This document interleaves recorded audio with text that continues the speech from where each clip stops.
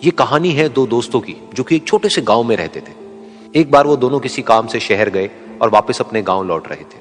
उनके गांव तक पहुंचने के लिए उनको एक घने जंगल से होकर के गुजरना था और जब वो उस जंगल से गुजर रहे थे तो एक दोस्त को प्यास लगी और वो पानी ढूंढने के लिए रास्ता भटक गए।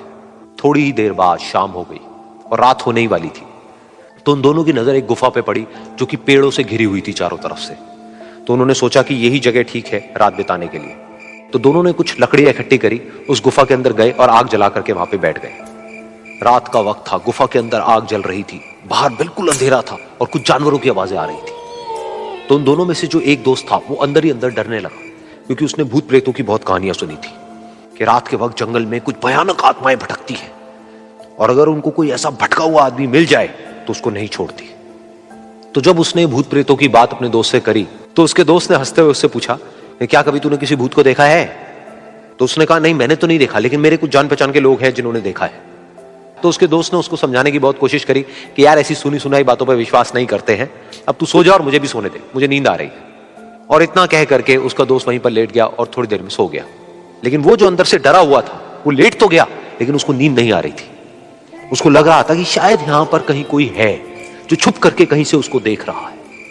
उस आग की वजह से कुछ परछाइयां बन रही थी वहां पर पत्थरों पर, तो उन परछाइयों को देख करके भी वो डर रहा था। फिर कुछ घंटे तक ऐसे ही चलता रहा। फिर उसके बाद में क्योंकि वो थका हुआ था तो उसको नींद आ गई। लेकिन नींद आने के कुछ देर बाद ही उसको एक सपना आया। सपने में उसको एक बहुत ही भयानक परछाई उसकी तरफ बढ़ती हुई नजर आई। अब जैसे जैसे वो अंदर से डरता चला जा रहा था, वो परछाई उसके और पास आती चली जा रही थी और बड़ी होती चली जा रही थी। और उस परछाई में एक हाथ उसको नजर आया जिसके बड़े बड़े नाखून थे, और वो हाथ उसकी तरफ बढ़ता चला गया और उसके गले तक पहुंचने ही वाला था कि तभी वो डर करके एकदम से उठा। फिर उसने अपने दोस्त की तरफ देखा जो कि सो रहा था, उसको पकड़ करके जोर से उठाया।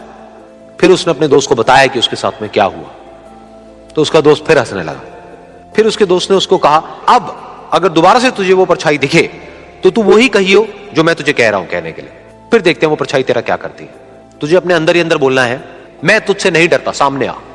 तो उसके दोस्त ने वैसा ही किया। थोड़ी देर बाद दोबारा से उसको सपने में वही परछाई नजर आई और वो परछाई धीरे धीरे उसकी तरफ बढ़ने लगी। लेकिन इस बार वो उस परछाई से डरा नहीं, बल्कि अपनी पूरी हिम्मत जुटा करके उसने वही कहा, मैं तुझसे नहीं डरता, सामने आ। मैं तुझसे नहीं डरता, सामने आ। मैं तुझसे नहीं डरता, सामने आ। जैसे जैसे वो ये बोलने लगा वो परछाई छोटी होने लगी और उससे दूर होने लगी। वो बोलता रहा, वो परछाई छोटी होती रही और धीरे धीरे वो परछाई दिखनी बंद हो गई। बिल्कुल ऐसा ही हमारी जिंदगी में भी होता है। हमारे अंदर जितने भी डर है, उससे हम जितना डरते हैं हम उतना ही छोटे होते चले जाते हैं और वो डर उतने ही बड़े होते चले जाते हैं। लेकिन अगर हम अपने अंदर के डरों से नहीं डरते हैं और उसका सामना करते हैं तो दुनिया का ऐसा कोई भी डर नहीं है जो कि हमें डरा पाए।